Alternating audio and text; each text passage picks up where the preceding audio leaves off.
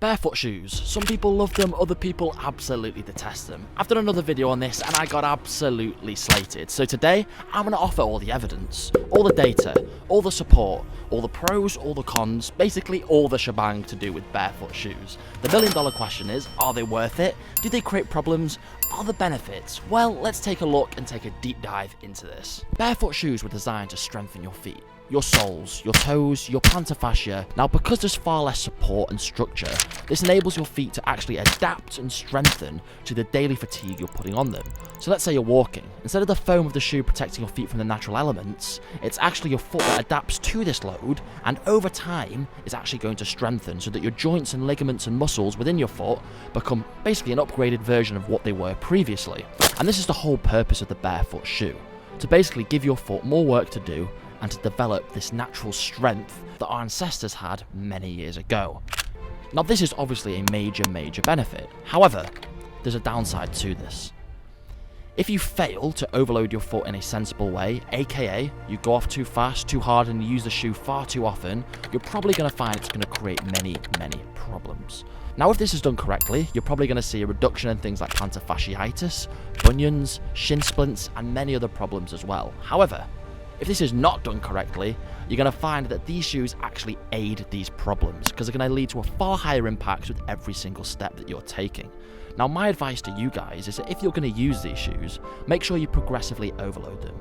You gradually, over time, increase the volume, the distance, the sort of stress you're putting on your foot through using this item. And I would see this as a tool to help you strengthen your feet versus a cure to something, if that makes sense. Just because many years ago our ancestors were wearing these very minimalistic shoes the entire time, does not mean that we should today. Now, I'm not saying we can't learn from them. Of course, as I said before, there's a major benefit to wearing these shoes. However, I think for many people, if they wear them the whole time, it's going to create problems. Now, our ancestors didn't have the option of padded shoes. That's all they had, just like they didn't have access to cars or iPads like we do today. I think we can go look. They had a really nice wide toe spread, their feet were very strong, they were durable, they moved mechanically sound. And we can adopt some of those tendencies, but I think doing a complete switch from the shoes we're wearing nowadays to those is only going to create problems because our feet have adapted and acclimatized to that sort of everyday shoe, the cushioning that the Nikes, the Pumas, the Adidas shoes have.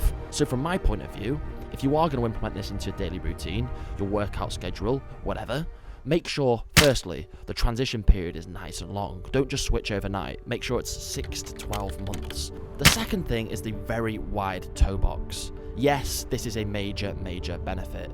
Modern shoes nowadays squish our toes right into the very corner and the end of the shoe, so that they're squeezed together. There's no room for them to breathe, and this creates problems. It creates bunions. It creates this restriction of movement, which in turn can create injuries. Now, from my point of view, there is zero downside to having a wide toe box, and if every shoe could have this, I think it would be a major advantage. However, after a little bit of research, I did find sort of some shoes nowadays that do actually have the wide toe boxes, yet aren't as minimalistic, so that ultimately could be a good approach as well. Now, thirdly, the one thing that everybody loves to bring up about barefoot shoes is that they'll stop heel striking completely, and this is what everybody should strive for. Now, there's two things here. Firstly, yes, of course, when you've got a very minimalistic sole with next to no padding, it's going to hurt when you heel strike, hence why barefoot shoes will stop this and lead more to a forefoot type of run. However, there's actually been a number of studies suggesting that heel striking when running is nowhere near as bad and as extreme as some people make it out to be. And in a lot of cases, it's actually going to just transfer the issue from one part of the body to the other, as it's just the loading and the stress you're going to be putting through your joints that's slightly different. And on top of this, there was an additional study done that suggested that heel striking while walking had little to no effect on the body at all. Of course, I can't neglect the studies out there that show that heel striking isn't great for the body and that forefoot running is slightly better. And to that, I would say that yes, it probably is slightly more efficient to land on your forefoot. However, personally, I believe, and a lot of studies do support this, that people put far too much emphasis on that, and that it's better to be healthy and injury-free than completely switching up what your body's used to and striving for sort of what you would consider to be a grade A level of efficiency.